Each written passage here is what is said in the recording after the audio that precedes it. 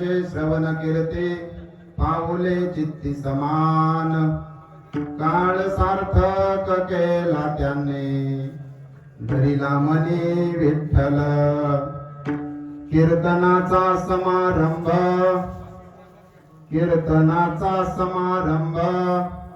निर्दंब सर्वदा काळ सार्थक केला त्यांनी धरिला मनी विठ्ठल निळा मने स्वरूप सिद्धी नित्य समाधी हरिनामे काळ सार्थक केला त्यांनी धरिला मनी विठ्ठल विठ्ठल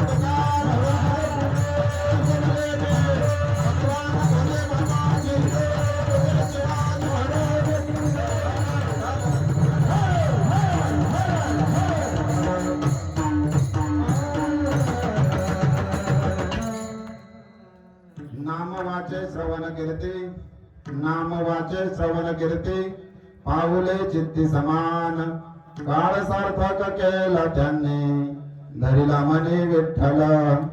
प्रस्तुत प्रसंगी कीर्तन रूपी सेवेकरता निवडलेला अभंग महान भगवत भक्त परम मंगलमय परात्पर अखिलेश्वर कारण करुणा वृणालय भक्त वांछित कल्पतरू ताडीपित विनंदित पितांबरधारी तत्वज्ञान अधिष्ठित सिद्धांत गोडीची गोडे परंतु शृंगाराचे रेखीवपण असे निळोपारा यांचा 4 चरणाचा नामपण प्रकरणातील अभंग सेवेकरता निवडलेला आहे. विठ्ठला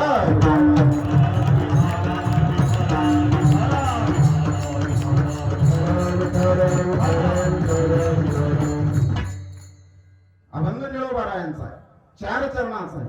नामाचं महत्व पटवून देणार आहे. या अभंगाचा सरळ सरळ भावार्थ तुमच्या समोर सांगत असताना ज्ञानोबा निळोपारा सांगतात की बाबांनो, ज्यावेळेस आपण काही देवाचं नाव घेत असतो तर हे देवाचं नाव कशा पद्धतीने घेतलं पाहिजे. ज्ञानोबा सांगून जातात हरी मुखे म्हणा पुण्याची गणना कोण करे. मग हरी मुखे म्हटल्यानंतर त्याच्या पुण्याला गणना राहणार नाही. त्याच्याही पुढे जाऊन निळोबा सांगतात बाबांनो, मुखाने हरीचं नाम तर घ्यावंच लागेल, त्याच्या पलीकडे जाऊन जर आपल्याला काही ऐकायला भेटत असेल तर ते ऐकताना सुद्धा फक्त त्या भगवान पांडुरंग परमात्म्याची कीर्तीच ऐकावी लागेल. नाम वाचे श्रवण कीर्ती. मग कुणाची कीर्ती, कुणाचं नाम. विटेवरी ज्याची पाऊले समान, त्या विठोबा पांडुरंग परमात्म्याचे दोन्ही पावले आपल्या चित्तात समान असावी. मग त्याने काय होईल. असं जर तुम्ही केलं तर 100% काळावरती तुम्ही स्वार होणार. काळ तुमचं ऐकणार. काळ सार्थक केला त्यांनी. कुणी काळावरती सार्थक होतं, कुणी राज्य गाजवलं तर ज्यांनी धरिला मनी विठ्ठल, ज्यांनी मनात विठ्ठल पांडुरंग परमात्मा स्वीकारला ना, काळावरती अटून झाले. काळ त्यांचा ऐकायला लागला. मग जर तुम्ही भगवंताचं नामस्मरण करीत असाल, त्याचं नामस्मरण ऐकत असाल, काळावर अधिराज्य गाजवण्याची क्षमता ताकद तुमच्यात आली, देव तुमच्या खूप जवळ आला. मग याचा अर्थ असा होतो की तुम्ही खूप गर्विष्ठ व्हाल. महाराज सांगतात कीर्तनाचा समारंभ. कीर्तन म्हणजे तुमच्याकडे असणारी कला. मृदुंग आणि दोघंही खूप छान वाजवतात, कला आहे. पण याचा त्यांनी अभिमान बाळगायचा की गर्व? अभिमान. गायनाचार्य काय गायन केलं, या ठिकाणी जणू काही देवाने यावं आणि कान भरून गायन ऐकावं. मग या गायनाचा त्यांनी अभिमान करायचा की गर्व? अभिमान करायचा, गर्व करता कामा नये. मग कीर्तनाचा समारंभ निर्दंब सर्वदा. कधीही दंभ ठेवता कामा नये, कधीच दंभ नसावा. मग जर त्यांनी दंभ ठेवलं नाही तर सहज ते काळाला सार्थक करून जातील. शेवटी निळोबाराय सांगतात निळा मने स्वरूप सिद्धे. स्वरूप सिद्ध या एका शब्दाचा अर्थ जर आपण घेतला तर आत्मसाक्षात्कार. तुम्हाला तुमचा स्वतःचा आत्मसाक्षात्कार करून घ्यायचा असेल तर तुम्हाला समाधी लावून घ्यावी लागेल. मग समाधी लावायला आपल्याकडे इतका वेळ नाही ना दादा, आहे का आपल्याकडे वेळ? अजिबात वेळ नाही. समाधी लावणं म्हणजे तासन तासाचं काम आहे. महिनोन्महिने वर्षानुवर्ष समाधी लागली जाते, तितका वेळ नाही. मग निळोबारायने आपला विचार केला आणि सांगितलं बाबांनो, निळा मने स्वरूप सिद्धी नित्य समाधी हरिनामी. समाधी कशाची लावायला लावली? हरिनामाची समाधी लावायला लावली.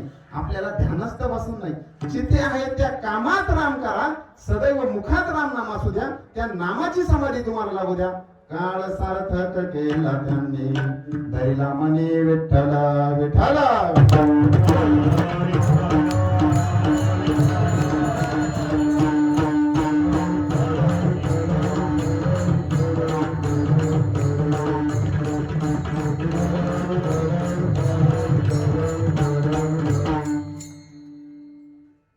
नामवाचे श्रवण कीर्ते पाऊले चित्ती समान. काळ सार्थक केला त्यांनी धरिला मनी विठ्ठल. वक्रतुंड महाकाय सूर्यकोटी समप्रभ. निर्विघ्नं कुरु मे देव सर्व कार्येषु सर्वदा. गुरुर्ब्रह्मा गुरुर्विष्णू गुरुदेवो महेश्वरा. गुरु साक्षात् परब्रह्म तस्मै श्री गुरुवे नमः. महायोग पीठे तटे भीमरथ्यं वरं पुंडरीकाय दातुं मुनीन्द्रे. समागत्य तिष्ठं तमानन्दकन्दं परब्रह्मलिङ्गं भजे पाण्डुरङ्गं.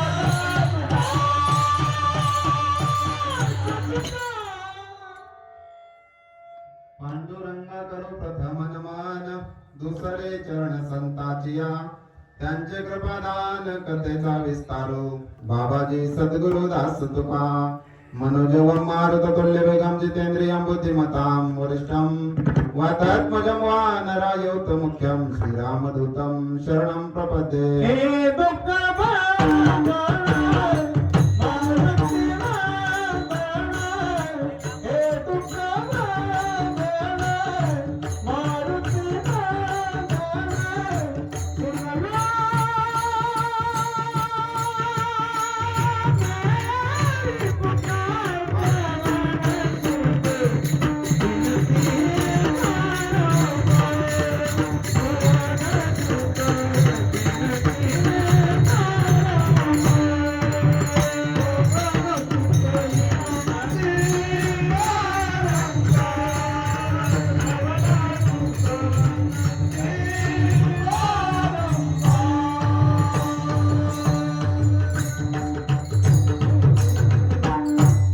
अलंकापुरी पुण्यभूमी पवित्र तेथे नांदतो ज्ञान राजा सुपात्र तया ठविता महापुण्य रसे नमस्कार माझा श्री सद्गुरु ज्ञानेश्वरसे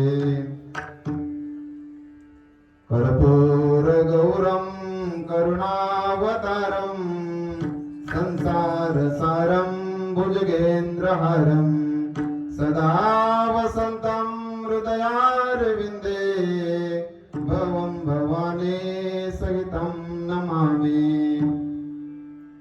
नाम वाचे श्रवण कीर्ती पाऊले चित्ती समान काळ सार्थक केला त्यांनी धरिला मनी विठ्ठल विठ्ठल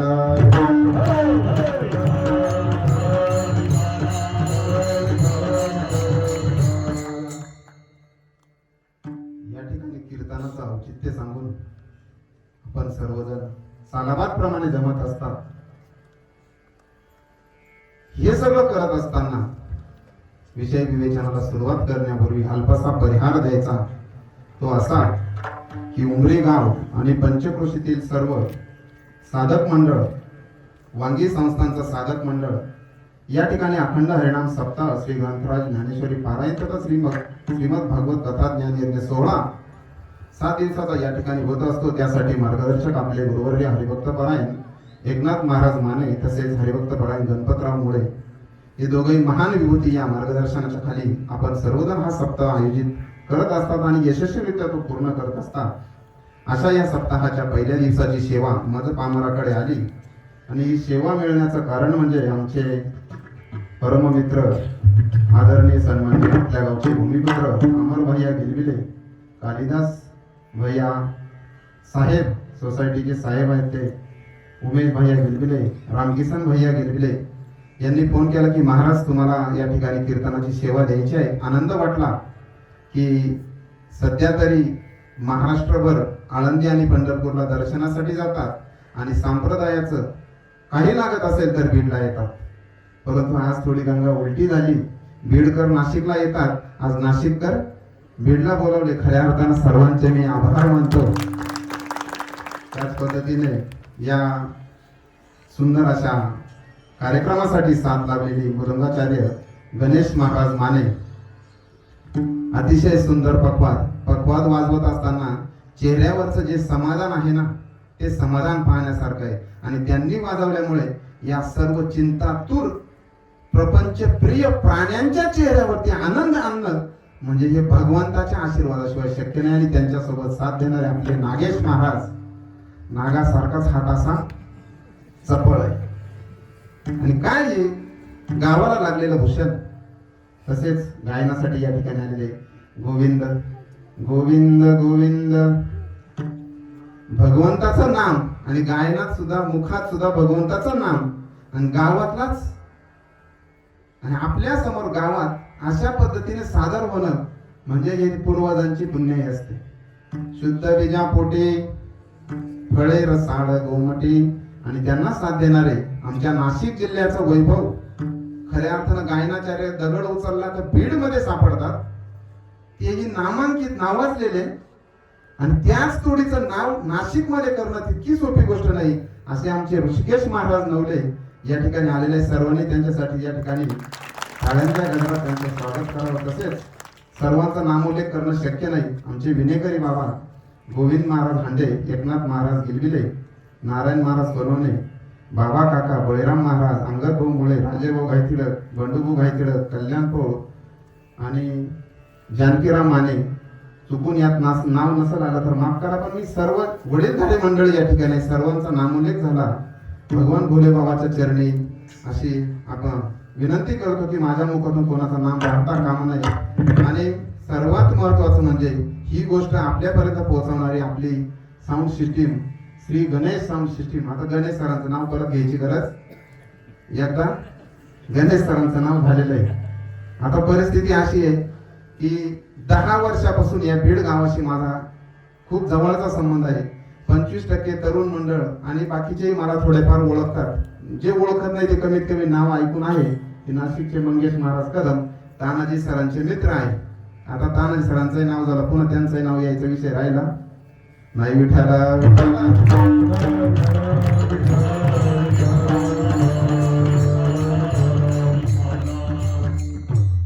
अतिशय महत्वाचं म्हणजे शतेषु जायते शुरा. 100 एखादा शूर असू शकतो. सहस्रेषु च पंडित, 100 एखादा पंडित हुशार असू शकतो. शतेषु जायते शुरा सहस्रेषु च पंडिता वक्ता 10 सहस्रेषु. 10,000 माझ्यासारखा एखादा वक्ता असू शकतो, परंतु दाता भवती वानवा, दाता मिळेलच असं नाही. मग या दाता नसलेल्या युगामध्ये सुद्धा दान करण्याची ताकद ठेवणारे आजचे अन्नदाते आहेत सुग्रीव भाऊ चोथे आणि अक्षय गायतिडक. सकाळचं त्यांनी नाश्ता दिलेला आहे, संध्याकाळची अन्नदानाची सेवा केलेली आहे. लक्ष्मण भाऊ गायतिडक आणि माणिक भाऊ पोळ, तसेच कल्याण भाऊ पोळ. खूप महान कार्य, दानासारखं दुसरं महान कार्य नाही. आता कुणालाच गरज नाही तुम्ही दान द्यावा आणि आम्ही जेवण करावं अशी परिस्थिती गावात कुणाची आहे का? नाही. परंतु भगवंताच्या नावाने दान देण्याची ताकद, हिंमत लागते आणि ती या जाणकारांनी, या दात्याने दिली. खऱ्या अर्थाने त्यांच्यासाठी सगळ्यांनी टाळ्या वाजवाव्या. नाम वाचे श्रवण कीर्ती पाऊले चित्ती समान, काळ सार्थक केला त्यांनी धरिला मनी विठ्ठल. जीवन जगत असताना, हा प्रपंच करत असताना आपल्याला या संप्रदायात, या प्रपंचात यश मिळावं यासाठी अथक प्रयत्न सुरू असतात. शास्त्राने 2 गोष्टी सांगितलेल्या आहे, एक म्हणजे निश्चित आणि दुसरी म्हणजे अनिश्चित. निश्चित गोष्ट आहे ती म्हणजे मृत्यू आणि अनिश्चित गोष्ट आहे ती म्हणजे जीवन. निश्चित गोष्टीसाठी आजपर्यंत प्रयत्न केले नाही, अनिश्चित गोष्टीसाठी प्रपंच करण्यासाठी प्रयत्न इतके चालले की प्रयत्नांची पराकाष्ठा सुरू आहे. मृत्यू निश्चित आहे म्हणून कोणी स्मशानभूमीत लाकडं नेऊन ठेवले का? मग निश्चित गोष्टीसाठी आपण काही करतो का? केलं कोणी आजपर्यंत? मला मृत्यू अटळ आहे त्याच्यासाठी काही व्यवस्था. परंतु जीवन अनिश्चित आहे तरी सुद्धा किती प्रयत्न, किती पैसा कमवतो. पण दादांनो, पैशाच्या जीवावरती तुम्ही हेलिकॉप्टर मध्ये, विमानात बसून आकाशात जाऊ शकता.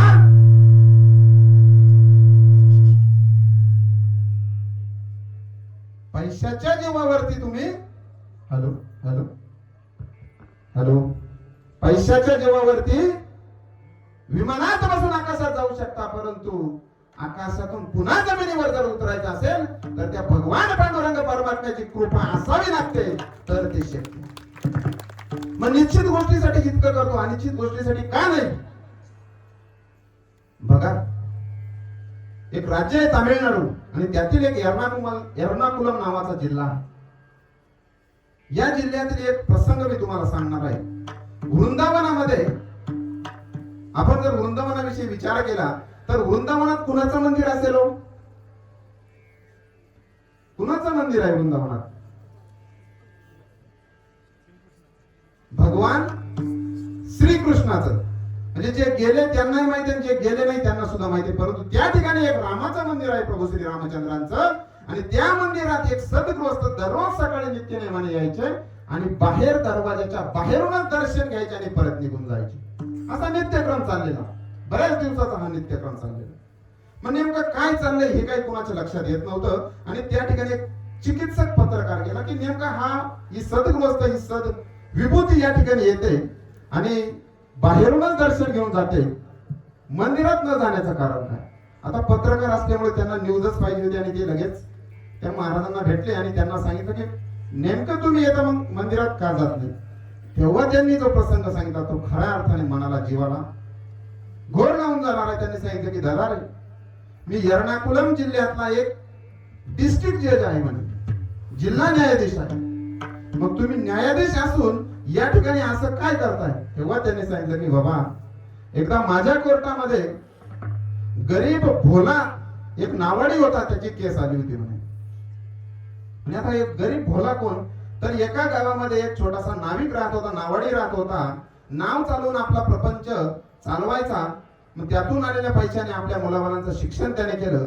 परंतु पुढे जाऊन मुलीच्या लग्नासाठी पैसा कमी आला म्हणून सावकाराकडून त्याने कर्ज उचल घेतली आणि सावकाराला सांगितलं की माझ्या पद्धतीने होता येईल तेवढं 5 वर्षात मी हे कर्ज तुम्हाला परत करेन.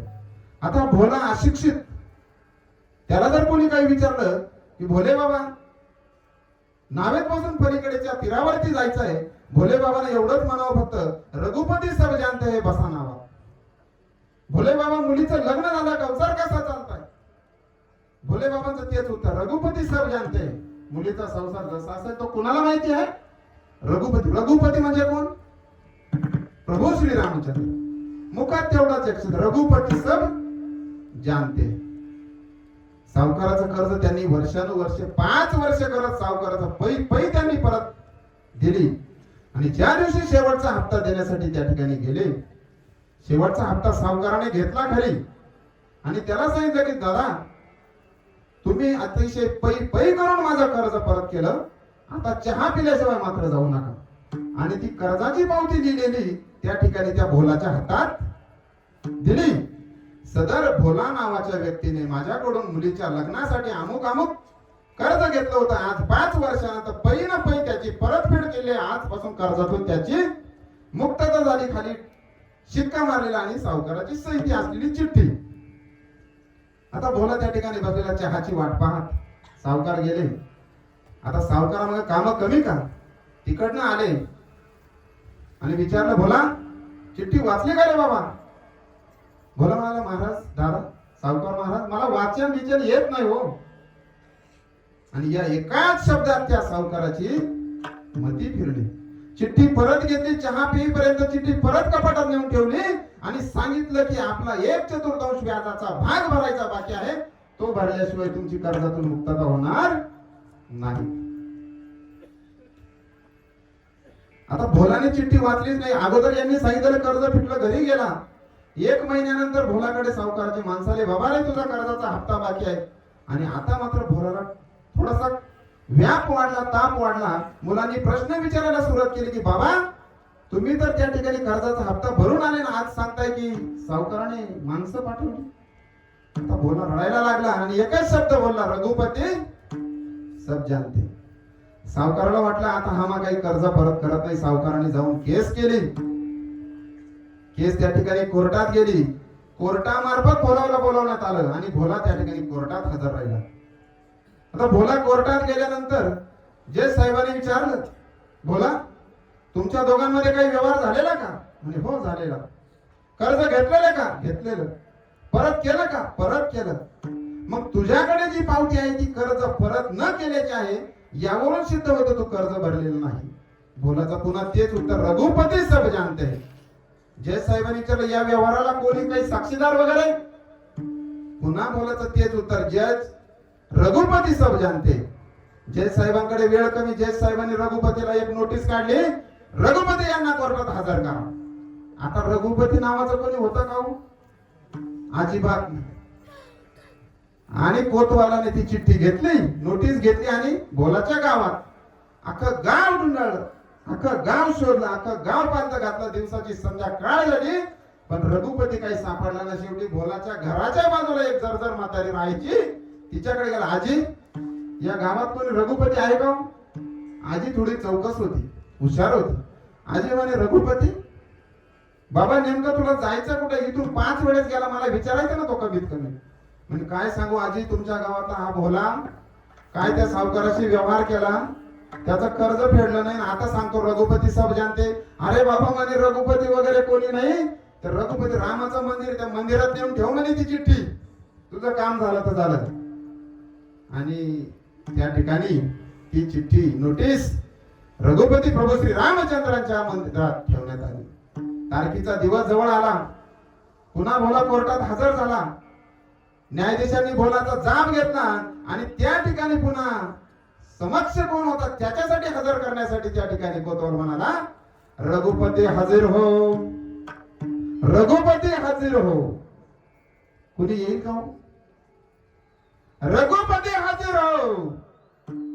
परंतु कुणीच आलं नाही. आणि जज साहेबांनी सांगितलं, कोर्टाचा वेळ वाया घालवला याबद्दल तुला आणखी शिक्षा करण्यात येत आहे.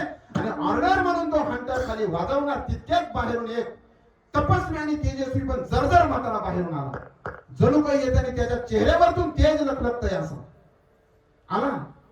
आणि कटघऱ्या डायरेक्ट येऊन राहिला, महाराज मला 2 शब्द बोलण्याची संधी देता का? आता मात्र जज साहेबांचा पारा चढला. कोण तू? आणि त्यांनी सांगितलं, मी रघुपती. रघुपती म्हटल्यानंतर जज साहेब थोडे शांत झाले. बोला म्हणे, काय काम? मला नोटीस आलेली म्हणे, मी या दोघांच्या व्यवहाराचा साक्षीदार आहे. भोला बाबा बघायला लागले, यांना तर मी काही बघितलेलं नाही. सावकार हसला, कोणीतरी मॅनेज केला म्हणे याने. भोला बाबांना सांगितलं, सावकाराने सांगितलं, माझ्या व्यवहाराला कोणी साक्षी नव्हता. परंतु त्या हजर असलेल्या जर्जर म्हाताऱ्याने, तेजस्वी म्हाताऱ्याने सांगितलं, आता जाऊन जर तुम्ही या सावकाराच्या तिजोरीतली वरच्या कप्प्यातील 7 नंबरची डायरी तपासली, तिच्या 72 नंबरच्या पानात जर बघितलं तर त्या ठिकाणी तुम्हाला एक चिठ्ठी सापडेल.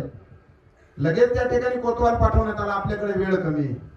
कोतवाल गेला, 3 नंबरची डायरी बघितली, 72 नंबरचं पेज बघितलं, त्या ठिकाणची चिठ्ठी आणली आणि दोन्ही चिठ्ठ्या एकमेकाला जुळवून बघितल्या. सारखंच हस्ताक्षर, सारखाच ठसा, एकच तारीख. आणि त्यावरती लिहिलं होतं की भोलाने व्याजासहित माझं सगळं कर्ज पूर्ण परत केलेलं आहे. आता त्याची व्याजातून मुक्ती. आता मात्र जज साहेब चिडले आणि त्यांनी सावकाराला शिक्षा केली. परंतु ही शिक्षा देण्याच्या काळामध्ये तो म्हातारा त्या ठिकाणून मात्र निघून गेला. आता म्हातारा निघून गेला. जज साहेबाची जेवणाची सुट्टी झाली. जज साहेब विचार करत होते, हजारो केसेस माझ्या हाताखालून गेल्या.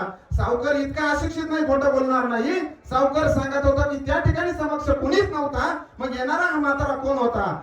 चेहऱ्यावरती तर इतकं तेज आणि तपस्वी दिसणारा हा म्हातारा नेमका कोण होता? त्याला बोलवा. बाहेर गेले, बघितलं, तिथं कुणीही नव्हतं. तेव्हा भोलाला विचारलं, हे कोण होते?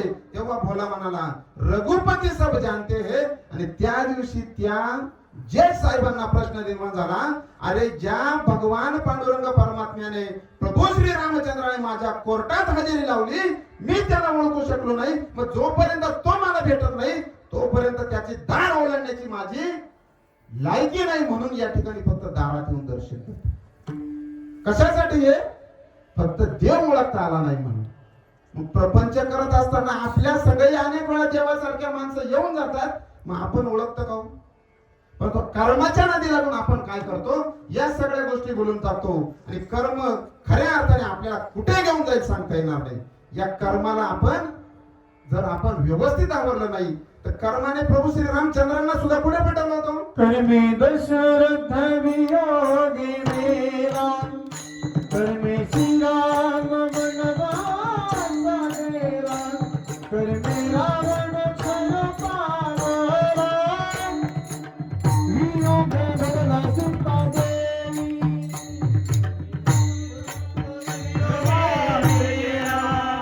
कर्मे श्रीराम वनवास गेला, कर्मे रावण छल पावला, वियोग घडला सीता देवी.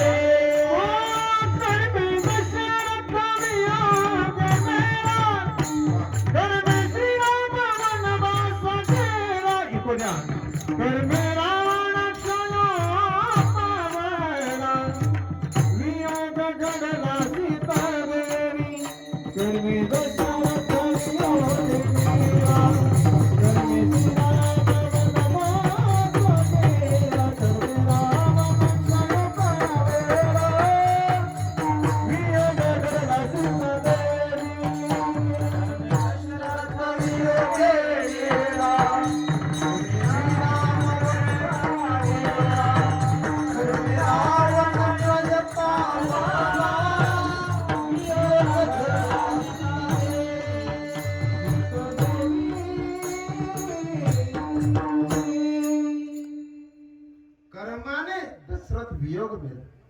कर्माने रामाला वनवास घडवला. मग या ठिकाणी छोटस कर्म करणारा भोला मुखाने काय करायचं फक्त नकळत रघुपतीचं नाव घ्यायचं. दृष्टांत थोडा जवळ आलाय. सांगायचा सिद्धांत असा की मुखात भगवंताचं नाम असलं पडता जड भारे दासी आठवावा हरे मग तो होऊन देशीन आड झाले सुदर्शन. संकट आलं तर काय करा भगवंताचं नाम मुखात घ्या आणि मग तो भगवंत तुमच्यावरती आलेलं संकट सुदर्शन चक्र रूपी पाठवून मदत करू. नवे नुसतं संकट पडलं तरी तुम्ही कोणाच्या पायापाशी गेलं पाहिजे हो? संतांच्या पायापाशी जर गेले संत पायी माथा ठेविता सद्भावे तेने बेटे देव प्रियाता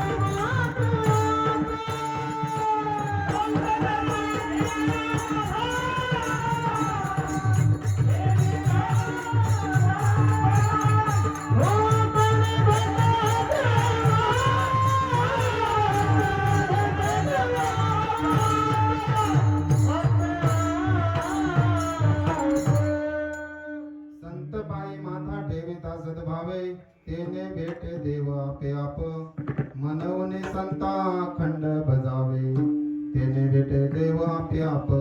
संतांच्या सानिध्यात राहिलं तरी संकट दूर होईल. खऱ्या अर्थाने या बाबतीत उमरीकर भाग्यवंत आहे. वांगी संस्थान आणि तेथे असणारे संत यांच्या सानिध्यात तुम्ही आहे म्हणून हा तरुण वर्ग कीर्तनात आहे. मग तरुण कीर्तनात जर नाचला तर त्याच्यासारखं भाग्यवंत दुसरं काय हो? तरुण भाग्यवंत नट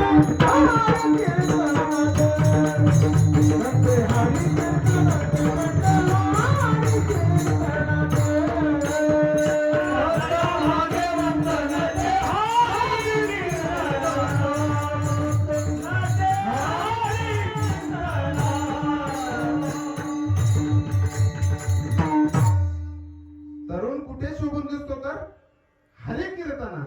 मग ते हरी कीर्तनात शोभून दिसण्यामागे खऱ्या अर्थाने संतांचा हात आहे की गावाला ते सानिध्य लाभलं म्हणून तरुण इथं आहे. नाही तर कीर्तन सुरू असताना डीजे वाजवणारे सुद्धा तरुणच आहे बरं का. आणि शिवजयंती निमित्त हा जो काही सोहळा आयोजित केला जातो काय त्या सोहळ्याची किंमत? बैलगाडा शर्यत म्हणू नका. अगोदर तर त्या ठिकाणी आरोग्य तपासणी घेतली जायची. प्रत्येकाच्या आरोग्याची काळजी हा विचार आला कुठून या तरुणांच्या मनात? कसा आला हा विचार?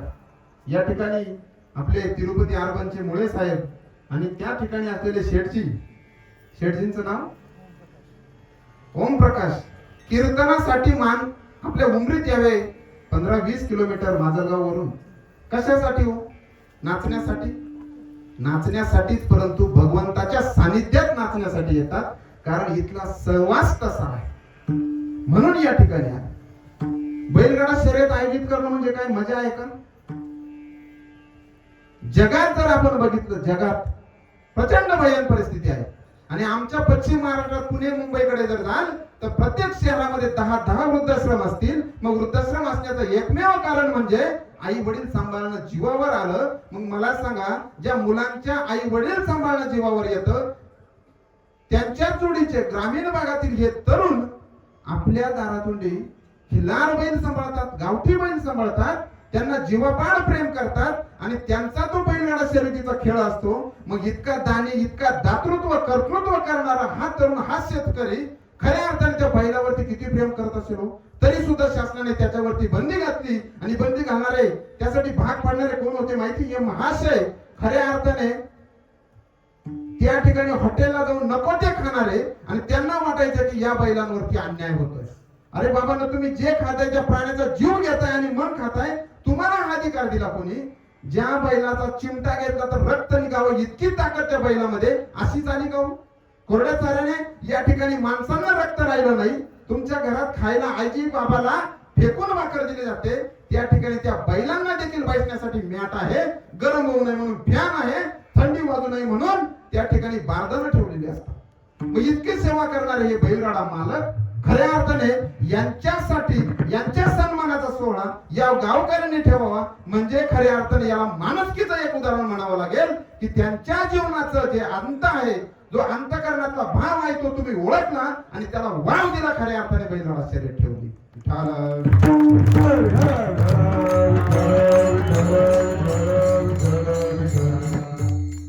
बैलगाडा शर्यत घेणं इतकं सोपं नाही, पैसे कुणीही वाटेल, परंतु ते आयोजन करणं इतकं सोपं नाही. दादांनो, या गावाने ते आयोजन केलं. खऱ्या अर्थाने बैलगाडाचे मालक म्हणजे अरे स्वतःला राहायला झोपडी असणाऱ्या माणसांची परिस्थिती बघितलेली आहे. तृणधान्यामधला कडधान्यामधला राजा म्हणून ओळखला जाणारा उडीद, सर्वात महाग हा उडीद गावठी तुपात भिजवायचा, त्यात खाली खोबरं मिक्स करायचं आणि ते बैलाला खाऊ घालायचं. इतकी काळजी घेणारा आपला मुलगा सुद्धा जगात नाही हो. मग अशा बैलगाडा मालकांची तुम्ही या ठिकाणी खऱ्या अर्थानं स्वाभिमान अभिमान जागा केला. खऱ्या अर्थाने तुमच्या गावकऱ्यांसाठी टाळी वाजवली पाहिजे. बघा, कर्म करत असताना, काम करत असताना देवाला मात्र विसरायचं. देवाला विसरले का सगळं संपलं. कारण देव जर आपल्याला विसरला का आपला कार्यक्रम संपला. असंच एकदा काय झालं, जगद्गुरु तुकोबाराय भंडाऱ्याच्या डोंगरावरती त्या ठिकाणी दररोजचं भजन करण्यासाठी जायचे. आणि या जगद्गुरु तुकोबारायांचा न्याहारीचा जो व्यवस्था होती ती करण्याचं काम होतं आपल्या तुकोबारायांच्या पत्नी जिजाबाईंचं. लाडाने ते तिला आवडी म्हणायची. जिजाबाईने सकाळी लवकर उठावं, शेण सडा शेणकोर करावा, स्वयंपाक करावा, त्यानंतर 9-10 वाजेच्या सुमारास न्याहारी बांधावी आणि भंडाराच्या डोंगराकडे दररोज जावं. हा जिजाबाईचा नित्यक्रम. आपल्या पतीची सेवा करणं हाच पत्नीचा पतिव्रता धर्म. बरोबर ना? पतीची सेवा करणं हाच पत्नीचा पतिव्रता धर्म. आता सगळ्या स्त्रिया, आता इथं जर बघितल्यानंतर 100 आणि 101% सगळ्या स्त्रिया पतिव्रता धर्माचं पालन करतात. कारण पतीसाठी पदर डोक्यावर घेणं आणि कुंकू लावणं या महत्वाच्या गोष्टी आमच्याकडे तिकडे शहरातल्या भागात थोड्या कमी झालेल्या. पदर तर राहिलाच नाही, इकडे 100% आहे. म्हणून या माता भगिनींसाठी खऱ्या अर्थाने टाळ्या वाजवल्या पाहिजे. ही संस्कृती आपली जपून ठेवणं काळाची गरज आहे. आणि याच माता मावल्यांकडून आपल्या पुरी सुद्धा तशाच पद्धतीने शिकणार आहेत, त्या विसरणार नाही. म्हणजे तिथं आईच पदर घेत नाही, तिथं मुलगी मग ती वरची गोडणी असते ती सुद्धा घ्यायला विसरून जाते. म्हणून आई मुलीवरती संस्कार करते आणि ते संस्कार या प्रत्येक माता माऊली करत आहे. खरंच अभिमानाची गोष्ट आहे. अजून विदर्भ आणि मराठवाडा हे दोन जे विभाग आहे महाराष्ट्रातले, खऱ्या अर्थाने संस्कृतीला टिकवून ठेवणारे विभाग म्हटले तरी कमी ठरणार. आणि त्याचं उत्तम उदाहरण या ठिकाणी आहे. दादा, आवली माता त्या ठिकाणी दररोज जायची. परंतु बघा, देव सुद्धा परीक्षा बघतो ना. आणि एक दिवस देवाने सुद्धा परीक्षा बघायची ठरली की आवली दररोज त्या ठिकाणी भंडाऱ्याच्या डोंगरावरती जाते. सकाळी लवकर उठायचं, शेण सडा रांगोळी आटोपून आंघोळ करून स्वयंपाक करायचा, निहारी बांधायची, भंडाऱ्याच्या डोंगरावरती जायचं. एक दिवस सकाळी उठायला उशीर झाला. आवलीला म्हणजे प्रत्येक कामाला उशीर होत गेला. निहारी बनवायला 11-11:30 वाजले आणि इतक्यात निहारी घेऊन भंडाऱ्याच्या डोंगराकडे निघाली. मनात एकच प्रश्न होता की माझे पती परमेश्वर त्या ठिकाणी भुकेने व्याकुळ झाले असतील. जर त्यांना ही निहारी उशिरा भेटली, त्यांच्या भक्तीमध्ये जर व्यत्यय आला तर त्याचं पाप मला लागणार आहे. भगवान पांडुरंग परमात्मा मला माफ कर रे पांडुरंगा पांडुरंगा म्हणत त्या ठिकाणी झपझप झपझप भंडाराच्या डोंगराकडे निघाले. आता आपण देहू गावातून भंडाराचा डोंगर बघितला तर नजरेने दिसतो, परंतु तितका जवळ नाही. आज जाण्यासाठी रस्ता आहे, त्यावेळेस रस्ता सुद्धा नदी ओलांडून त्या ठिकाणी आवली माता त्या भंडाऱ्याच्या डोंगराकडे निघाली. जाण्याचं अंतर पावलोपावली जवळ येत होतं. मदलदर मरगत त्या ठिकाणी आवली माता चाललेली होती. परंतु भगवंताने संकट किती टाकावी हो, किती संकट टाकावी. अगोदरच इतकं संकट मानलं तर संकट आवली मातेला वाटलं. अगोदरच 1-2 तास उशीर झाली म्हणून त्या ठिकाणी लक्ष फक्त भंडाराच्या डोंगराकरती. वरतून माझे पतिदेव त्या ठिकाणी माझी वाट बघताय का याकडे खाली लक्षच नाही. चालता भंडाराचा डोंगर असा जवळ आला. डोंगर चढायला सुरुवात झाली. चित म्हणता पाखरू नाही, त्या जनावर विषयच नाही, पक्षी सुद्धा त्या डोंगरावरती नाही. अशा डोंगरावरती चालता आवलीच्या पायामध्ये भला मोठा काटा भरला आणि पायातून चढ रक्त आला.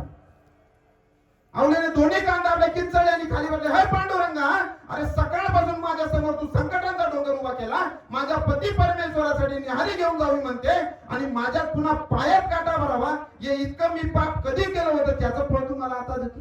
आवलीच्या दोन्ही डोळ्यातून पाणी यायला सुरुवात झाली आणि आवली रडायला लागली. ढसढसा कंटात आलेला औंढा तसाच गिळला. डोळे पुसले, तुकोबराय समोर दिसत होते. आवली निघायला सुरुवात झाली. काटा पुन्हा टोचला. आवली पुन्हा खाली बसली आणि इतक्यात आला माऊली. माते काय झालं? अरे बाबा, मी इतक्या संकटात असताना तुम्हाला प्रश्न विचारतोय.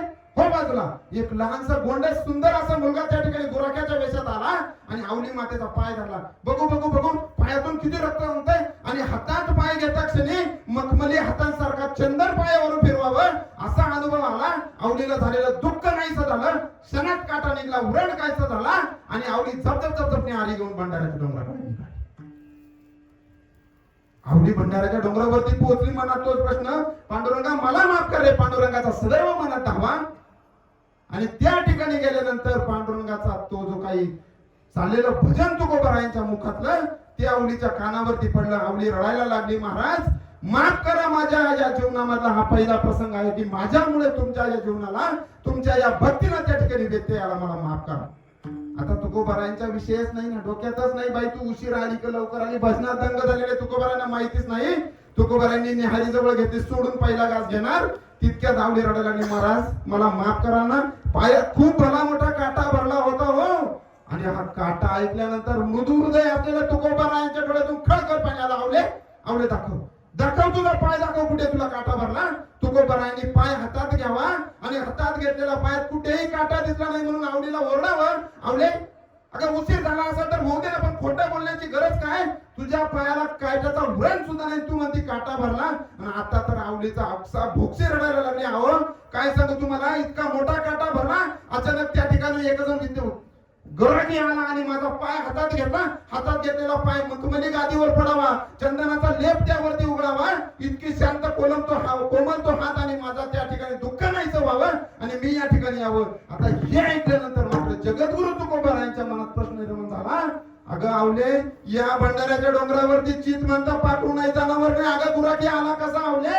अगं साक्षात भगवान पांडुरंग परमात्मा तुझ्या जवळ आला आणि तुझा काटा काढून गेला, तुला कळला नाही ग. मग तुझ्या फक्त मुखात भगवंताचं नाम होतं, सतत तुम्ही केलेलं कीर्तन भजन तू ऐकत होती म्हणून त्या पांडुरंग परमात्म्याने तुला दर्शन दिलं. याच उत्तम उदाहरण अभंगाच्या प्रथम चरणात निळोबाराय सांगतात.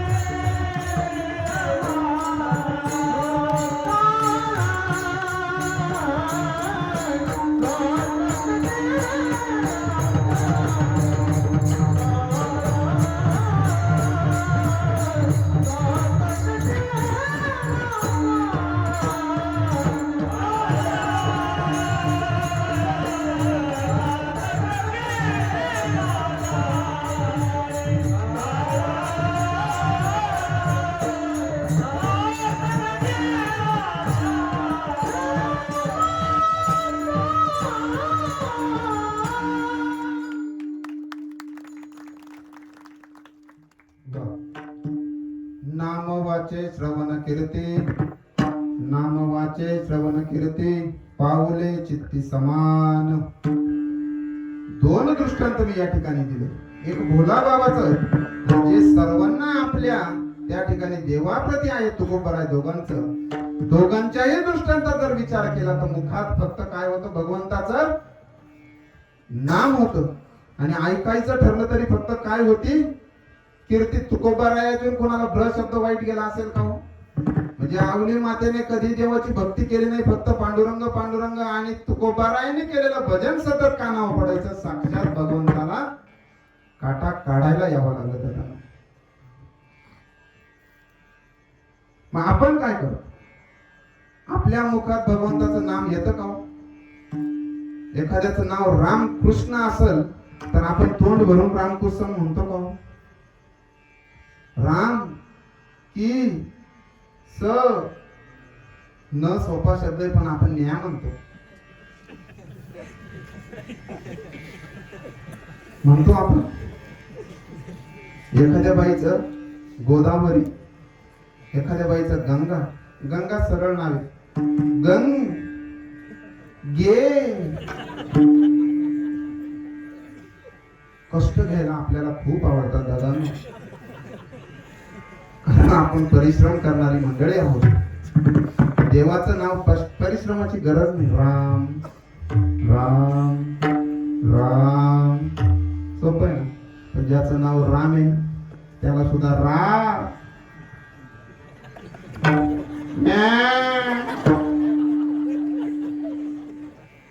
स्वभाव आहे आपला.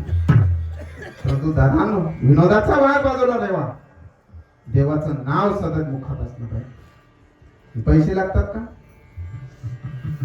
आताच आपल्या महाराष्ट्राचे आदरणीय उपमुख्यमंत्री गेले, त्यांचा जुना एक व्हिडिओ बघितला मी. त्यांनी सांगितलं की जेव्हा आम्ही मुख्यमंत्री फडणवीस यांच्या सोबत विमानात बसलो होतो आणि या फडणवीसांचा 4-5 वेळेस अपघात झाला होता, म्हणून मी सतत पांडुरंगाचं नाम घेत होतो असं अजित दादा सांगतात. आणि त्यावेळेस आमच्या विमानाला काहीच झालं नाही. म्हणजे अजित दादांना सुद्धा पांडुरंगाने त्यावेळेस वाचवलं. परंतु देवाची, ज्याचं या ठिकाणी भूतलावरचं आयुष्य संपलं, आपल्यालाही जायचं, या ठिकाणी कुणी राहायला आलेला नाही. परंतु भगवान श्रीकृष्ण सांगतात कर्मण्यवाधिकार असते माफलेषु कदाचनम. बाबा रे, काम करीत जा. फळाची अपेक्षा कशासाठी? काम कर. जे फळ भेटणार आहे ते माझ्या हातात आहे, पण काम करणं तुझ्या हातात आहे. मग चांगलं काम करणं एवढं सुद्धा आपल्याला कळू नाही का? आपलं गाव त्यातून वेगळं आहे. चांगलंच काम करणारे इथं आहे. खऱ्या अर्थाने या गावानं खूप सुपुत्रांना जन्म दिला. बँकेचे संस्थापक आपल्याच गावात, शाळेचे संस्थापक आपल्याच गावात. म्हणजे नोकरी दुसऱ्याच्या ठिकाणी जाऊन करायची नाही. अरे नोकरी देणारे पैदा केले. खऱ्या अर्थानं या मातेची कूस मोठी आहे. या आया माता मावल्या खऱ्या अर्थाने भाग्यवान आहे, धन्यवान आहे, त्यांचं पुण्य आहे. म्हणून ही सगळी जी जनता आहे ना, ही तरुण मंडळी आहे ना, या चांगल्या कामात आहे. प्रत्येकाच्या नशिबात हे नाही. आपलं गाव त्या बाबतीत चांगलं आहे. आनंद वाटतो त्या गोष्टी. जगद्गुरु तुकोबारा यांचं सप्ताहामध्ये नामोल्लेख, त्यांचंच काम. आणि कुठेही मनाला चेनाला स्वार्थ जडलेला नाही हो. स्वार्थ विरहित काम करणारे. प्रत्येकाला माहिती जायचंय प्रत्येकाला. दादा गेले, काही राहिलं का हो? तिसऱ्याच दिवशी शपथविधी. त्याच्या मागे शास्त्राई गरुड पुराण सांगतं की बाबांनो, संन्यासी जपी तपी राजा यांना सुतूक नसतं. त्यांनी जर सुतूक पाळलं तर देश चालेल कसा? त्या बाबतीत ते योग्य आहे. त्यांना आपल्याला नाव ठेवण्याचा अधिकार नाही. आणि आपण त्या वादात पडायचं सुद्धा. आपण भगवंताचं नामस्मरण करायचं. सामान्य मध्यमवर्ग आहोत आपण. भगवंताच्या नादी लागायचं. तो सगळ्याचा नाद पूर्ण केल्याशिवाय राहत. आपल्याला कोणाचा नाद करण्याची गरज, भगवंताचा नाद करायचा आपण. मग भगवंताचा नाद केल्याने कुणाचं पुरं झालं का? कुणाचं? भल्या भल्यांचं पूर्ण केलं भगवंताने. ज्यांनी भगवंताचा नाद केला असे जगद्गुरु तुकोबार आहे. अरे नाव घेतलं तरी काळाने चळचळा कापावं. नाम घेता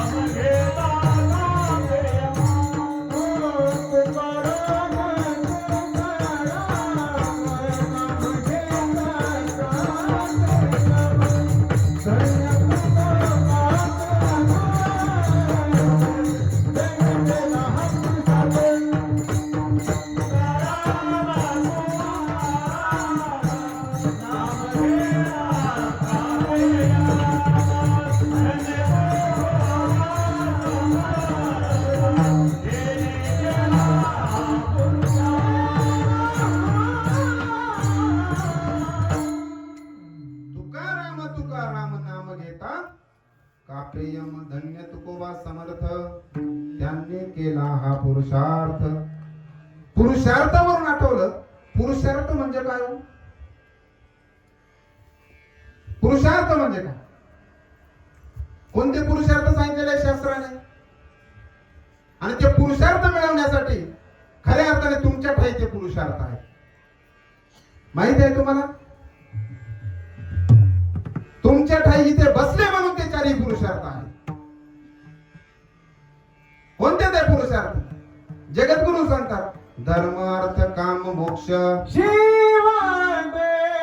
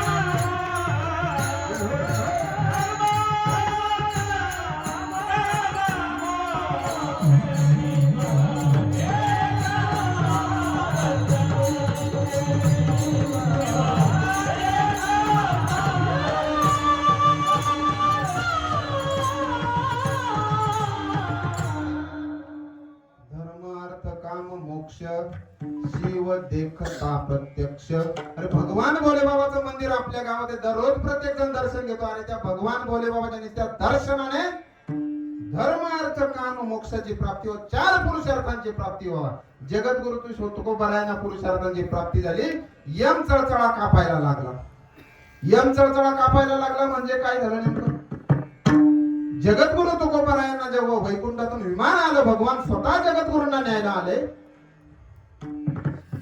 आणि जगद्गुरूंना बसने घेऊन गेले.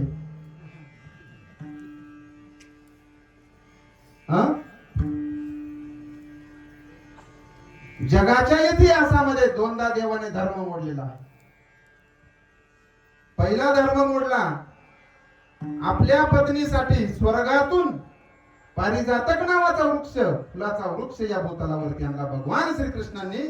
आणि दुसऱ्यांदा धर्म मोडला जगद्गुरु तुकोबारायांना सदेह वैकुंठाला घेऊन गेले. आता हे सदेह वैकुंठाला जाण्यासाठी त्यावेळेस भगवंत पुष्पक विमान घेऊन आलेले आणि पुष्पक विमानात बसण्यासाठी तुकोबाराय आदेश देतात जगा काळ काय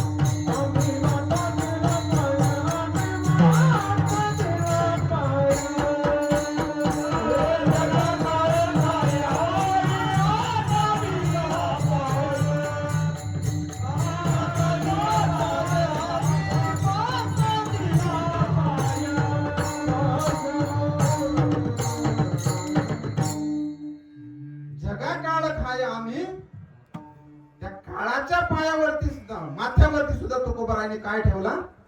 पाय ठेवला. मग जन्माला प्रत्येकाला द्यायचं आणि मरण सुद्धा पुनरुपी जनन पुनरुपी मरण पुनरुपी जननी जठरे शयनम य संसारे बहुदुस्तरे कृपया पारे पाहि मुरारे भज गोविंदम गोविंदम भज मूढमते. वस्त्ररूपी जीर्ण झालेल्या या देहाचा त्याग करून आपल्या सगळ्यांना जायचं आहे. हे कुणालाही चुकणार नाही, परंतु ते जाण्याच्या अगोदर आपल्याला सगळ्यांचं काय करायचंय? भज गोविंदम भज गोविंदम मूढमते. या मूढमतेने वाचने भगवंताचं नाव घ्यायचं, भजन करायचं आहे. आणि हे भजन करणाऱ्या तुकोबरांनी काळाच्या माथ्यावरती पाय ठेवावा आणि त्या विमानात बसावं, सदैव वैकुंठाला जावं. हे सगळं दृश्य पाहावं निळोपरायांनी, आणि मग त्याने अभंगाचं दुसरं चरण घ्यावं. काळ सार्थक केला त्यानी, काळ सार्थक केला त्यानी, काळ सार्थक केला त्यानी, काळ सार्थक केला.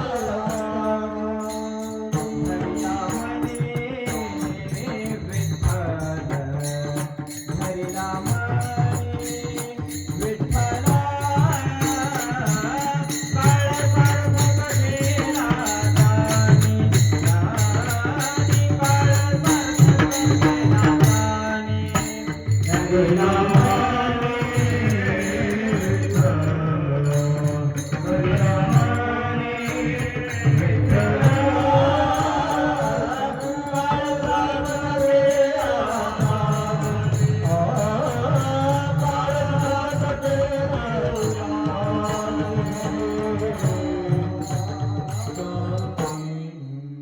काळ सार्थक केला त्यांनी, धरिला मनी विठ्ठल. मनात विठ्ठलाचा ठाव घेतला, धावा केला, तेव्हा काळावरती आरूढ होता आलं. म्हणजे विठ्ठलाच्या नामाशिवाय या जगात काही नाही, देवाच्या नावाशिवाय तुम्हाला कोणी तारू शकत नाही. मग विठ्ठलाचं नाम आपल्याला प्राप्त झालं, देव आपल्या जवळ आला, मग आपण त्या गोष्टीचा गर्व करणार का? करणार आपण गर्व? कारण गर्वाचे घर नेहमी काय असते? खालीच असते. असं कधी घडलं का एखाद्याने गर्व केला आणि देवाने त्याला चांगला सबक शिकवला? कधी घडलं असं? वर्षोवन में घूम घूम बाधा विघ्नों को चूम चूम सब धूप गाम पानी पत्थर, पांडव आए कुछ और निकल सौभाग्य सब दिन सोता है, देखे आगे क्या होता है. मैत्री की राह बताने को, सबको सुमार्ग पर लाने को, दुर्योधन को समझाने को, भीषण वैभव बचाने को भगवान हस्तिनापुर आए, पांडव का संदेश लाए. दो न्याय अगर तो आधा दो, पर यदि इसमें भी बाधा हो तो दे दे केवल 5 ग्राम. रखे अपनी धरती तमाम, हम वही खुशी से खाएंगे, परिजन पर आस न उठाएंगे. दुर्योधन को भी दे न सका, आशीष समाज के ले न सका, उल्टा हरि को बांधने चला, जो था असाध्य साधने चला. जब नाश मनुष्य पर छाता है, पहले विवेक मर जाता. हरि ने भीषण हुंकार किया, अपना स्वरूप विस्तार किया, डगमग डगमग दिग्गज डोले, भगवान कुपित होकर बोले, जंजीर बढ़ाकर साध मुझे, हा हा दुर्योधन बांध मुझे. उदयाचल मेरा दीप्त बाल, भूमंडल वक्षस्थल विशाल, भुज परिधि बंध को घेरे है, मैं नाक में रूपक मेरे है, दिप्ते जो ग्रह नक्षत्र निकर, सब है मेरे मुख के अंदर. दुर्ग है तो दृश्य कांड दे, मुझमें सारा ब्रह्मांड देख, अचर अचर जीव जक्षर, अक्षर मनुष्य नश्वर सुर जाति अमर. शतकोटि सूर्य, शतकोटि चंद्र, शतकोटि सरित सर सिंधु मंद्र, शतकोटि ब्रह्मा विष्णु महेश, शतकोटि जलपति गणेश, शतकोटि रुद्र, शतकोटि काल, शतकोटि दंडाधर लोकपाल, जंजीर बनाकर साधी ने, हा हा दुर्योधन बांध मुझे. असा गर्व झालेला होता दुर्योधनाला, असा गर्व झालेला होता दुर्योधनाला. हे मी तुम्हाला आता सांगितलं, पण कळलं असेल असं? मग कळलंच नाही, हाताय काय फिरणं. मला वाटलं होतं बा लय कळलं नाही, तर मग लोक लय समाजल्यासारखा भावांतील डोक्याच्या नाही मंडपाच्या करून गेलं काय. पुन्हा सांगू, जगात विश्वरूपाचं दर्शन अर्जुनाला झालेलं असं आपण ऐकलेलं आहे. भगवंताने विश्वरूपाचं दर्शन अर्जुनाला केलेलं. परंतु दादांनो, आपल्या पाहण्यात आहे, एखादा जर कुकर्मी असेल तर कसलंच कमी त्याला पडत नाही हो. कधीच सत्याला वर्ग नाही देत नाही, पण त्याला कसलीच कमी नाही हो. आपण म्हणतो काय नालायक आहे, काहीच कमी पडत नाही हो त्याला. पण बाबा ना, हे मागच्या जन्मीचं आहे. या जन्मी साठवून करण्यासाठी तुम्हाला या जन्मात पुण्य कमवायचंय, तेव्हा ते पुढच्या जन्मी कामी येईल. मग दुर्योधनाच्या बाबतीत सुद्धा असंच घडलं. मागच्या जन्मीचं पुण्य म्हणून त्या जन्मात हस्तिनापुराचा राजा झाला. पांडव मात्र कुठं होते? वनात होते, अज्ञातवासात होते आणि अज्ञातवास संपला आणि दुर्योधनाने देवाला सांगितलं देवा, धर्मराजाने देवाला सांगितलं देवा, अज्ञातवास संपला, दुर्योधनाकडे जा, आमच्या वतीने आमचं राज्य परत घे आणि नसल जर युद्ध नको घेऊ, फक्त आमचे 5 गावं घे, तिथंच राहू बघ देवा. वर्षों वन में घूम घूम बाधा विघ्नों को चूम चूम सह धूप घाम पानी पत्थर पांडव आये कुछ और निकल. वनात राहून कष्ट परिश्रम घेऊन निखरलेले तपस्वी तेजस्वी झालेले पांडव त्या ठिकाणी भगवंताला विनंती करतात देवा आमचं राज्य मिळवून दे. मग आता देवाला मार्ग स्वीकारावा लागला आणि भगवंत निघणार तितक्यात द्रौपदी सांगितलं देवा माझे डोक्याचे मोकळे केलेले केस बघ आणि मग ठरव तिथं जाऊन तुला युद्ध घ्यायचं की त्यांना माफ करायचं. भगवंताला त्या ठिकाणी द्रौपदीची शपथ आठवली आहे भगवंत ते आणि भगवंत निघाले मैत्री की राह बताने को. मैत्रीचा मार्ग सांगण्यासाठी दुर्योधनाकडे निघाले. दुर्योधनाला दुर्योधन को समजाने को भीषण विध्वंस बचाने को पुढचा सगळा विध्वंस वाचवायचा होता देवाला. दुर्योधनाला समजावून सांगायचं होतं. गेले दुर्योधनाकडे आणि सांगितलं हे दुर्योधना न्याय असेल ना तुझ्याकडे. हो न्याय अगर तो आधा दो अर्ध राज्य देऊन टाक त्यांचं त्यांना आणि जर तुला त्याच्यातही संदेह असेल शंका असेल तर 5 गाव दे. 5 गावाची शी ओलांडून सुद्धा पलीकडे जाणार नाही याची खात्री मी देतो. दुर्योधन अहंकाराचा पुतळा. त्याच्यासाठी एक शब्द आहे. एखादा बैल गावात खाऊन खाऊन काय म्हणतो काय होतो तो कसा बोकळतो तसा हा झालेला. ऐकल का सांगायला कोण आलेलं आहे साक्षात भगवंत. मग असे काही समाजात असतात त्यांना साक्षात भगवंत रूपी माणसं सांगत असतात परंतु ऐकता का. ऐकलं नाही दुर्योधनाने. दुर्योधन वह भी दे न सका आशीष समाज केले न सका. समाजाचा आशीर्वाद घेऊ शकला नाही. उलटा हरी को बांधणे चला भगवंताला बांधायला उठला दुर्योधन. देवाला बांधायला देवाला बांधणं शक्य आहे का. अहो आजच्या काळामध्ये एखाद्या मंदिराचा जीर्णोद्धार केला आणि त्याची मूर्ती बदलायची असेल तर जुनी मूर्तीचं शास्त्र की काय ती मंदिरातून बाहेर येत नाही पूजा अर्चा केल्याशिवाय. हा भगवंताला जिवंत भगवंताला बांधायला उठला होता दुर्योधन. परंतु मी आधीच सांगितलं या नालायकांना भगवंत आधी प्रसन्न होते आणि मग भगवंताने त्याला विश्वरूप दिले. हरिणे भीषण ओंकार किया आपला स्वरूप विस्तार किया आणि तिथं उपस्थित असलेले राजसभेचे सगळे त्या ठिकाणी डगडगा हलायला लागले. कोण होते गंगापुत्र भीष्म द्रोणाचार्य जे नको ते सगळे धनुर्धर योद्धे त्या ठिकाणी होते. सगळ्यांचा थरकाप उडाला की आता नेमकं काय होणार आणि भगवंताने आपलं विश्वरूप दर्शन द्यायला सुरुवात केली. काय सांगतात भगवंत उदयाचल मेरा दीप्त भाल भूमंडल वक्षस्थल विशाल. उदयाचल पर्वत आहे ना बाबा माझ्या कपाळा एवढा आहे. भूमंडल वक्षस्थल विशाल भुज परिधि बंद को. या भूमी जर अशा हातात घेतली एका बगलात घेऊन मी फिरून येतो. मैनाक में रूप मेरे हे.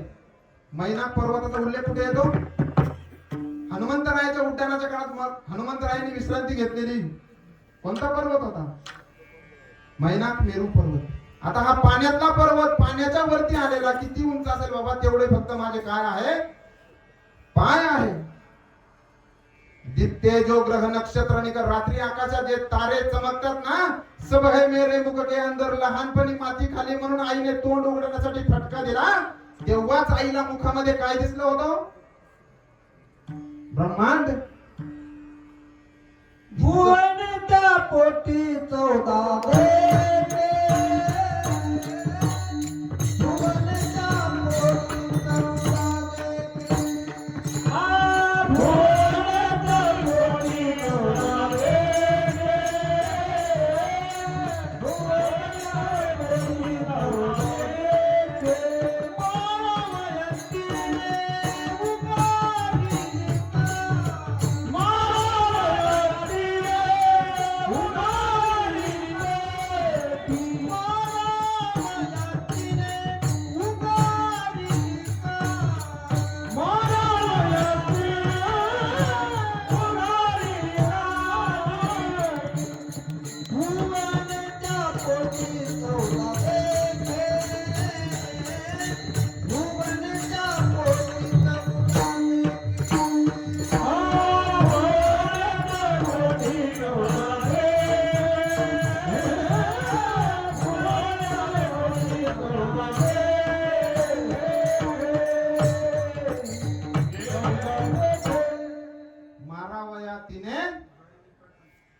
काय दिसलं?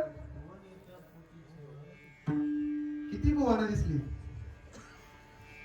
मग ज्या भगवंताच्या लहानपणीच मुखामध्ये ब्रह्मांडाचं दर्शन घडावं, त्या भगवंताने ते दर्शन दुर्योधनाला दिलं, परंतु त्याला समजलं नाही आणि स्वतःचा नाश ओढवून, जब नाश मनुष्य पर चाहता है पहिले विवेक मर जाता है. विचारशक्ती संपून जाते. दुर्योधनाला विचार करण्याची अक्कल आली नाही आणि पुढचा विध्वंस आपल्या सगळ्यांना माहिती. कशामुळे घडलं हे? दुर्योधनाच्या अहंकारामुळे. मग अहंकार जर एखाद्याला संपून टाकू शकतो, मग हा अहंकार आपण बाळगला पाहिजे का? आता एवढ्यावरतीच तुम्हाला लगेच समजलं असं झालं का? नाही म्हणता, नाही समजलं. पुढचा दृष्ट, भगवान श्रीकृष्णाचा जामवंतीशी विवाह ठरला. वेळ कमी असल्यामुळे अचानक ठरला विवाह. जामवंताचं युद्ध लगेच झालं, लगेच ठरवून टाकलं मुलगी द्यायची. सुंदर रूपवती जामवंती आणि भगवान श्रीकृष्णाचं लग्न. आता लग्नामध्ये आपल्याला माहिती आहे त्या ठिकाणी वादन गायन असावं. भगवंताला वाटलं जगात सर्वश्रेष्ठ गंधर्व कोण? गायन. नारद महर्षी. नारद महर्षी विनंती करतो, मी भगवंत असून करशाल का गायन? मी या अस्वलांपुढे गायन? मी स्वर्गात राहणारा मी नारद मुनी, अस्वलांपुढे मी गायन करू? प्रश्न मोठा उपस्थित झाला. भगवंताला कळलं, बाबा रे संपला ना, इथे संपला तो अहंकार झाला. म्हणे मग कोण गायन करणार? मग तुम्हाला लई संबंधी केले तुम्ही हे, मग करा ना त्याच्यातलाच एखादा. केला लगेच एका वानराकडे हात ठेवला, डोक्यावरती हात, सांगितलं गायन करा. त्यांनी सांगितलं महाराज गायन करायला विना पाहिजे. विना? सगळ्यांचं लक्ष कोणाकडे? आपले गायन, आपले विनेकरी बाबाने विण्याकडे लक्ष द्या. विनेकडे बाबाकडे नाही, त्यांना गर्व नाही म्हणून. विण्याकडे लक्ष गेलं. विना कुणाकडे होता? फक्त नारद महर्षींकडे. अस्वलाने विना घ्यावा, भजन करावं. भजन इतकं मृदू, इतकं मनाला भावणार, इतकं भजन मोठं, इतकं महान, इतकं छान भजन. देवाने त्या ठिकाणी फुलांचा वर्षाव करावा. अशा या भजनामध्ये ज्या ठिकाणी अस्वल बसलेलं त्या दगडावरती तो विना ठेवलेला, त्या दगडाला पाजर फुटावा आणि त्या दगडामध्ये हा विना बसला जावा. हे दृश्य नारदाने बघवलं. थांबा थांबा, चालू भजन थांबवलं नारदाने आणि सगळ्यांनी खडकान डोळे उघडले. देव म्हणले काय झालं नारद महर्षी, काय झालं? स्वर्गातला माझा विना या ठिकाणी पाषाणात रुतला म्हणे देवा. आता पुन्हा दगडाचा पादर गेला, दगड पूर्ववत झाला आणि विना दगडात अटकला. नारद माझा विना मला पाहिजे. भगवंताने सांगितलं पाहिजे, त्याच्यात कस काय अटकला? म्हणजे या अस्वलाने गायन केलं मग अटकला. गायन केलं अटकला नाही. गायन असं होतं की दगडाला पाजर फुटला. मग तुम्हाला गायन येतं ना, स्वर्गात गायन करतात ना, मग असं गायन करा की पुन्हा दगड पाजरला पाहिजे आणि मग तुमचा विना बाहेर निघला पाहिजे. याच प्रसंगाचं वर्णन महाराज अभंगाच्या 3ऱ्या चरणात करतात. कीर्तनाचा समारंभ, कीर्तनाचा समारंभ, हो कीर्तनाचा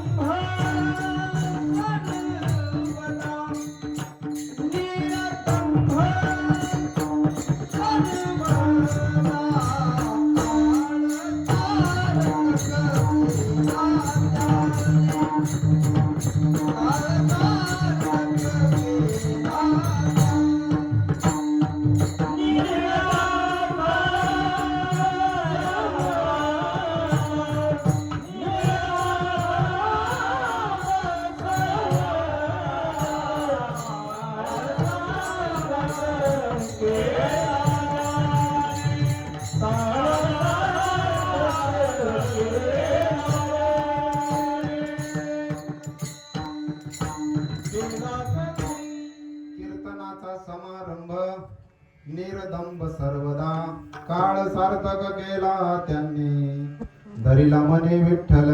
कीर्तनाचा म्हणजे गायनाचा आपल्या असणाऱ्या कलेचा कधी दंभ करू नका. आणि जर तुम्हाला दंभ झाला तर स्वतः भगवंत सुद्धा त्याचा हरण केल्याशिवाय राहणार नाही. मग आपल्याला सुद्धा अहंकार होतो कधी कधी, मी तर खूप देवाचा प्यार आहे, मग आता मला काय भजन करण्याची गरज. परंतु नाही दादांनो, मुखाने नाम घ्यावंच लागतं, कानाने कीर्ती ऐकावीच लागते, तेव्हा पांडुरंग परमात्म्याची, भगवान भोलेबाबाची कृपा होत असते. म्हणून आपण करत असाल नसाल, परंतु या ठिकाणी आपण मात्र एक छोटस भजन घेणार आहोत. सर्वांनी मोठ्या मनाने हात वरती करायचे आणि टाळी वाजवायची, मुखाने नाम घ्यायचं आहे.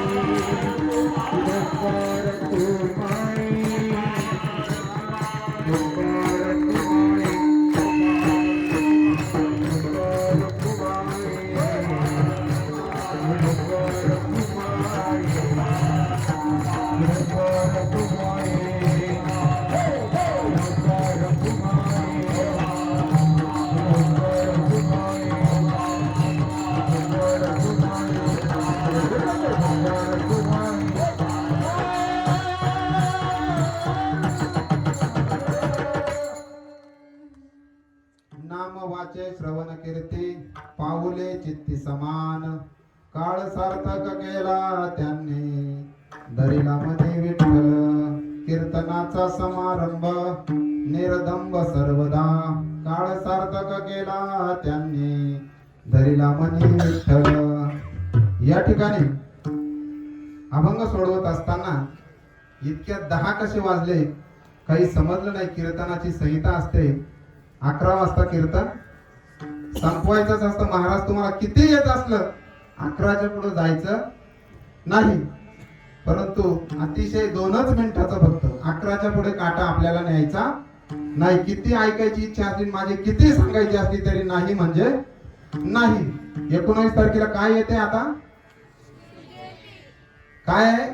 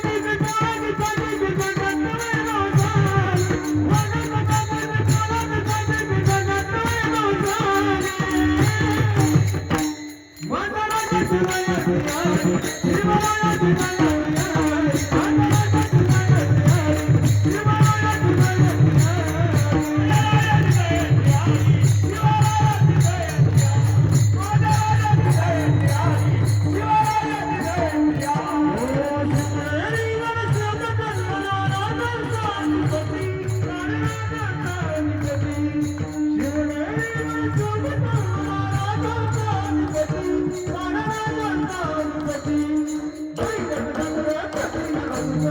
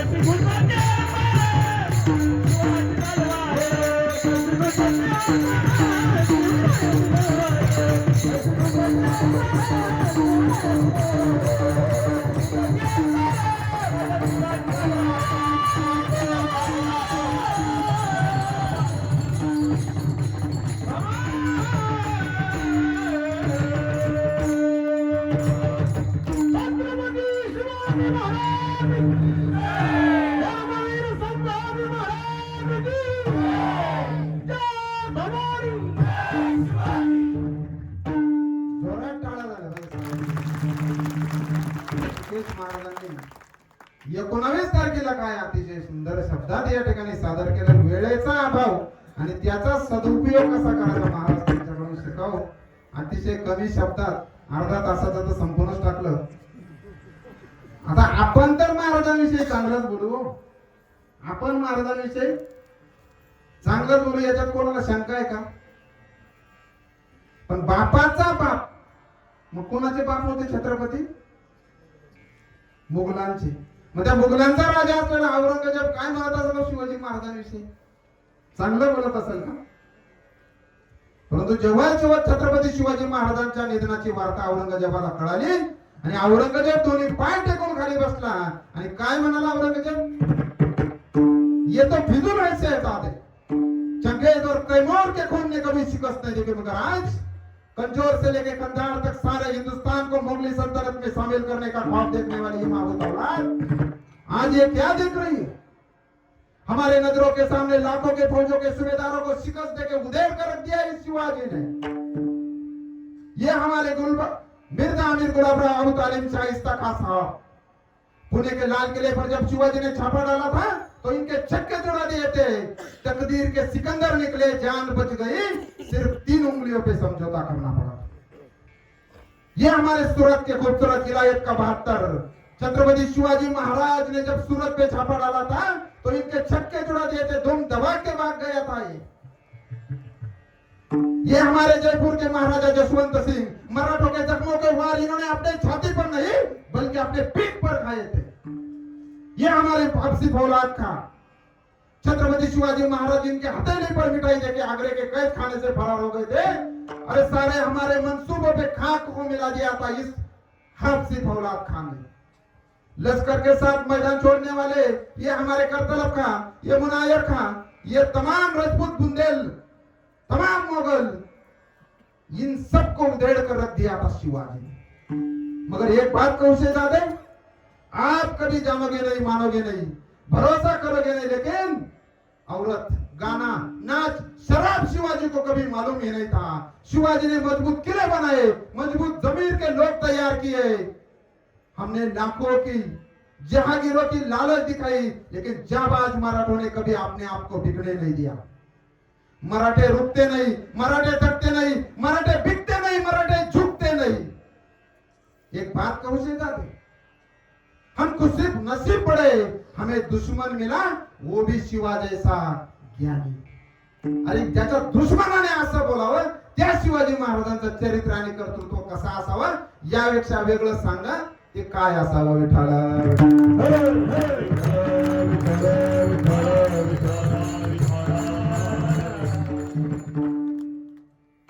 मग सतत जगदंबेचं नाव मुखामध्ये, त्या नामाची समाधी लागलेले छत्रपती शिवाजी महाराज यांच्याकडे बघून खऱ्या अर्थानं निळोबारा या अभंगाचा चौथा चरण। नीलमणि स्वरूप सिद्धी, नीलमणि स्वरूप सिद्धी,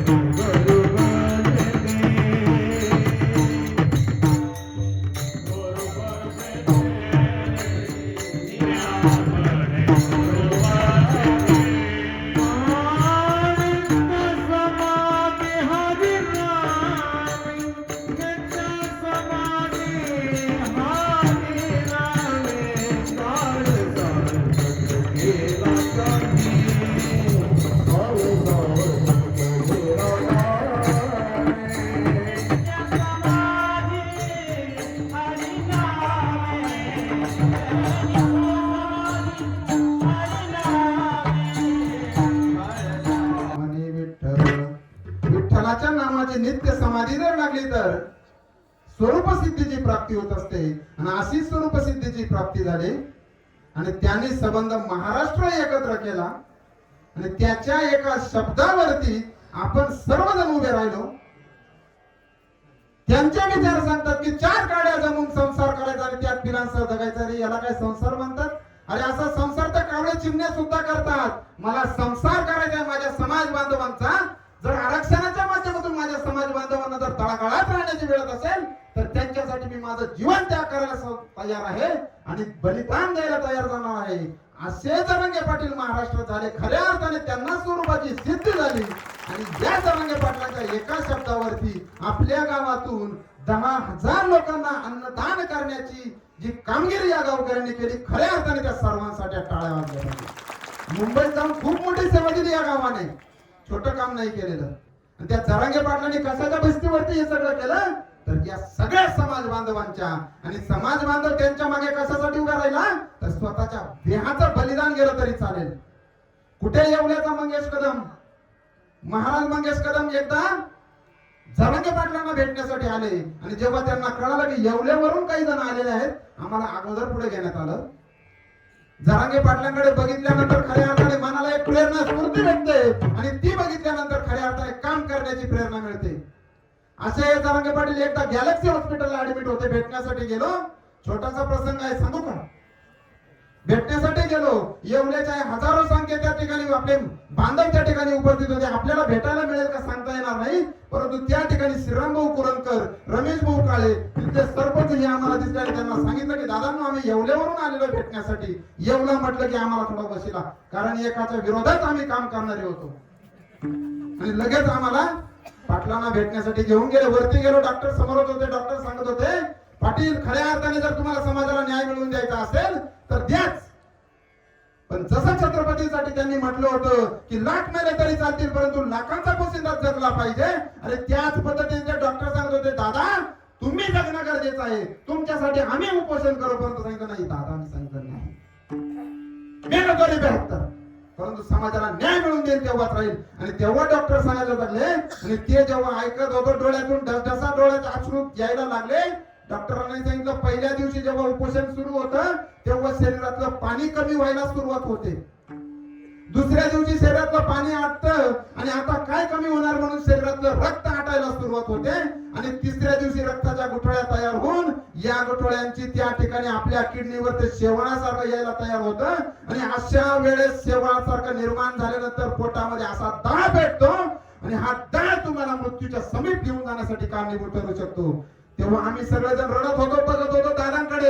आणि दादांनी दिलेलं उत्तर होतं, दादा म्हणाले अहो डॉक्टर, अरे अशा असंख्य वेदना मला भेटतील, अशा असंख्य वेदना झाल्या तरी चालतील, मग त्यावेळेस माझ्याकडून फक्त डोळे झाकले जातात, प्रचंड वेदनेने कळवलेले हात जोडले जातात आणि त्या ठिकाणी असलेल्या महाराजांच्या प्रतिमेच्या पायावरती जेव्हा हे हात जातात ना, आणि या वेदना माझ्यासाठी शुल्लक होऊन बसतात आणि 10 दिवस मला काही नाही भेटलं तरी पाटील म्हणतात मी मेलो तरी बेहतर, केवळ छत्रपतींच्या आदर्शामुळे. अशा छत्रपती सारखे जरांगे पाटील आपल्याकडे, अशा पाटलांचे आपण वारसदार आहोत. मग अशा पाटलाचे जगद्गुरु तुकोबारायांचे आपण वारसदार, माऊली ज्ञानोबारायांचे आपण वारसदार, एकनाथांचे आपण वारसदार, आपण सोपार काका मुक्ताबाईचे वारसदार, छत्रपती शिवाजी महाराजांचे वारसदार, जिजामाताचे वारसदार, अरे आपण महाराष्ट्राचे वारसदार. मग हा वारकरी संप्रदायाचा पंथ समोर घेऊन जात असताना समाजाला सुद्धा सोबत घेऊन चालणं हा आमचा धर्म आहे आणि हा धर्म आम्ही कधी पडून देणार नाही.